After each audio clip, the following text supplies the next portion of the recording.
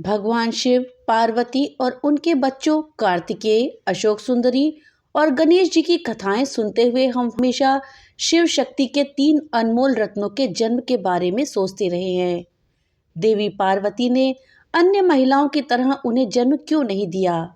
उन्होंने अन्य महिलाओं की तरह उन्हें 9 महीने तक अपने गर्भ में क्यों नहीं रखा? आखिर किस श्राप के कारण ऐसा हुआ था? आज इस वीडियो में हम इसी विषय में जानेंगे। इस जानकारी के लिए वीडियो में हमारे साथ लास्ट तक बने रहिएगा, जिससे कि आपको सही और सटीक जानकारी प्राप्त हो पाए। दोस्तों, ऐसा नहीं है कि देवी पार्वती एक देवी हैं इसलिए गर्भवती नहीं हो सकती। यहाँ तक कि देवी लक्ष्मी और क्षीर अर्थात दूध की देवी भी अपने बच्चों कामदेव, अमरवल्ली, सुंदरवल्ली और नाग कन्या सुलोचना के साथ गर्भवती हुई। लेकिन वो क्यों नहीं हुई? ये सब देवी लक्ष्मी से मिले एक श्राप के कारण हुआ। जैसा कि हम जानते हैं कि देवी गौरी ने अपने विवाह से पहले भगवान शिव का दिल जीतने के लिए कई तरीके आजमाए, लेकिन वो हर बार असफल रही। चूंकि गौरी अपने पूरे शरीर, दिल और आत्मा से शिव के प्रति समर्पित थी, इसलिए सभी देवी देवताओं ने शिव का दिल जीतने में उनकी मदद करने का फैसला किया। लेकिन भगवान शिव को हमेशा गौरी एक चिड़चिड़ी महिला लगी थी और उनके पीछे पड़ी रहती थी। इसलिए उनसे छुटकारा पाने के लिए उन्होंने ध्यान में लीन होने का फैसला किया। पौराणिक कथाओं के अनुसार भगवान विष्णु को प्रभावित करना सबसे चुनौतीपूर्ण कार्य है। भगवान शिव और ब्रह्मा आसानी से प्रसन्न हो सकते हैं, लेकिन नारायण नहीं।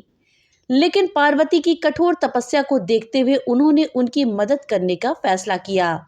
उन्होंने अपने बेटे कामदेव को अपने गन्ने के धनुष और पुष्प बाण से भगवान शिव की तपस्या को तोड़ने के लिए कहा। कामदेव ने अपने पिता के आदेश का पालन किया और भगवान शिव की तीसरी आंख से भस्म हो जाने पर अपने प्राण त्याग दिए। देवी लक्ष्मी अपने इकलौते बेटे की मृत्यु को सहन नहीं कर सकी और गुस्से में आग बबूला हो गईं। उन्होंने पार्वती को श्राप दे दिया कि वो कभी गर्भवती नहीं हो पाएंगी, क्योंकि उनके बेटे को अपने प्राण त्यागने पड़े थे। पार्वती ने देवी लक्ष्मी के श्राप को स्वीकार कर लिया, क्योंकि उन्हें पता था कि ये देवी लक्ष्मी ने ही श्राप दिया है, लेकिन ये कामदेव की माँ थी। एक महिला कुछ भी सहन कर सकती है, लेकिन अपने बच्चों की हानि कभी नहीं देख सकती। देवी लक्ष्मी गंभीर अवसाद में चली गई। वो अपने पति और सभी देवी देवताओं से नाराज हो गई और उन्होंने बैकुंठ को छोड़ने का फैसला किया। लक्ष्मी के बिना कुछ भी नहीं है। लक्ष्मी जी के चले जाने के बाद बैकुंठ ने अपना आकर्षण छोड़ दिया। देवताओं और स्वर्ग ने अपना धन और समृद्धि खो दी। लक्ष्मी जी के क्रोध को शांत करना बहुत महत्वपूर्ण था और ये केवल नारायण ही कर सकते थे। वो लक्ष्मी जी के पास गए और उन्हें बताया कि उनके बेटे ने केवल अपना नश्वर शरीर छोड़ा है, उसकी आत्मा अभी भी जीवित है और वो पुनर्जन्म लेगा। वो केवल उनकी कोख से ही जन्म लेगा। त्रेता युग में कामदेव का जन्म लव के रूप में होगा, जो कि राम और सीता के ज्येष्ठ पुत्र होंगे। साथ ही द्वापर युग में कृष्ण और रुक्मणी के ज्येष्ठ पुत्र प्रद्युम्न के रूप में कामदेव का जन्म होगा। लक्ष्मी के मन में आशा का दीप जला कि एक बार फिर वो अपने बेटे को गोद में ले सकेंगी, उसके साथ दुलार कर सकेंगी, उसके लिए लोरियां गा सकेंगी, उसे अपने हाथों से खिला सकेंगी। अब बस यही चाहती थी वो कि समय जल्दी से जल्दी बीत जाए ताकि वो फिर से अपने बेटे से मिल सकें। तो दोस्तों, ये था वो श्राप जिसके कारण से माता पार्वती कभी मां नहीं बन सकती थी।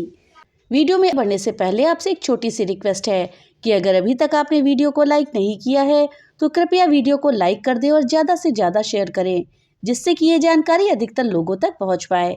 और हाँ, अगर चैनल पे पहली बार आए हैं तो कृपया चैनल को सब्सक्राइब कर दें और बेल आइकन दबाना ना भूलें, जिससे कि मेरी वीडियो सबसे पहले आप तक पहुँच सके।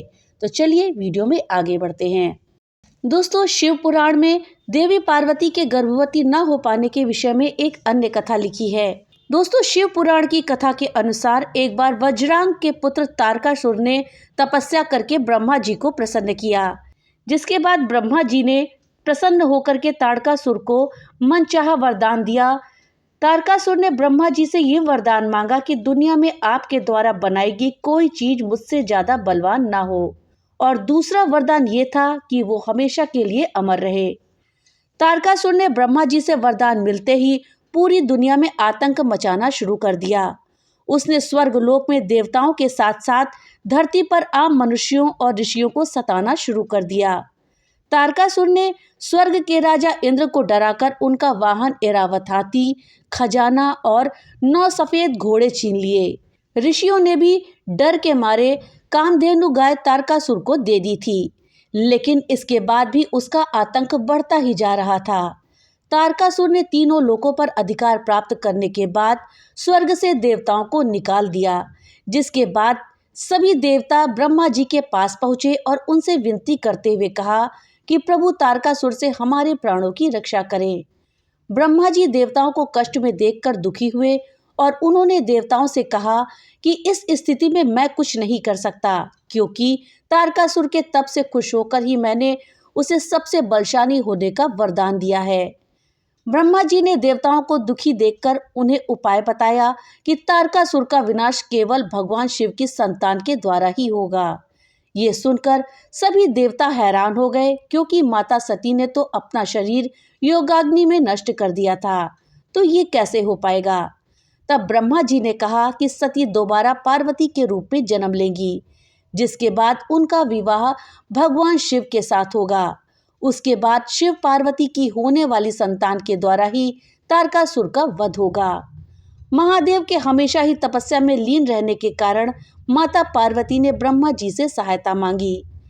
माता पार्वती अपने दिल और आत्मा से शिव के प्रति समर्पित थीं, इसलिए सभी देवी देवताओं ने शिव का दिल जीतने में उनकी मदद करने का फैसला किया। भगवान शिव और माता पार्वती के विवाह के बाद देवताओं ने कामदेव को माता पार्वती की सहायता के लिए भेजा, ताकि वो भगवान शिव की तपस्या भंग करके उन्हें काम के प्रति मोहित कर सकें, ताकि शिव पार्वती की संतान के द्वारा उनका उद्धार हो सके। देवताओं ने कामदेव को भगवान शिव की तपस्या को भंग करने के लिए भेजा। तब कामदेव अपनी पत्नी रति के साथ कैलाश पहुंचे, जिसके बाद कामदेव ने भगवान शिव की तपस्या को भंग कर दिया। तपस्या भंग होने से भगवान शिव क्रोध में आ गए और कामदेव को वहीं पर भस्म कर दिया। कथा के अनुसार कामदेव की पत्नी रति अपने पति को भस्म होकर मरा हुआ देख चुकी थी और जिससे वो दुखी हो गई। जिसके बाद देवी रति ने माता पार्वती से कहा कि मेरे पति कामदेव सिर्फ आपकी तपस्या का मान रखने के लिए आए थे। तुम्हारी वजह से मैंने न सिर्फ अपने पति को खो दिया, बल्कि माँ बनने का सुख भी खो दिया है। उसके बाद देवी रति ने अपने पति की राख को हाथों में लेकर के माता पार्वती को श्राप दिया कि जिस तरह माँ बनने का सुख मैंने खोया है, उसी तरह मैं पार्वती को श्राप देती हूँ कि वो कभी भी अपने गर्भ से किसी संतान को जन्म नहीं दे पाएंगी। शिव पुराण के अनुसार बाद में जब शिव जी का क्रोध शांत हुआ और समस्त देवताओं ने तारकासुर को मिले वरदान के बारे में अवगत कराया, तो कामदेव की पत्नी रति ने शिव जी से कामदेव को जीवित करने के लिए निवेदन किया, जिसके बाद भगवान शिव ने कामदेव को दोबारा जीवित कर दिया। रति के श्राप के कारण माता पार्वती ने कभी भी अपने गर्भ से किसी शिशु को जन्म नहीं दिया था, लेकिन भगवान शिव से मिले वरदान के कारण उन्हें संतान का सुख मिल पाया था, जिसके अनुसार माता पार्वती ने अपने शरीर से हल्दी का उपटन उतारा तो इससे एक पुतला बन गया और उसमें प्राण डाल दिए। इस तरह भगवान गणेश की उत्पत्ति हुई। पार्वती ने अपने अकेलेपन को दूर करने हेतु उस वृक्ष से ये वर मांगा कि उन्हें एक कन्या प्राप्त हो। तब कल्प वृक्ष के द्वारा अशोक सुंदरी का जन्म हुआ। इसी प्रकार तारकासुर का वध करने के लिए कार्तिकेय जी की उत्पत्ति हुई और माता पार्वती को संतान का सुख प्राप्त हुआ। तो दोस्तों, ये थी जानकारी कि माता पार्वती कभी गर्भवती क्यों नहीं हो सकती और उन्होंने अपने गर्भ से किसी शिशु को जन्म क्यों नहीं दिया। जानकारी आपको कैसी लगी हमें कमेंट बॉक्स में लिख करके जरूर बताइएगा। तो मिलते हैं अगली नई वीडियो के साथ, तब तक के लिए राधे राधे।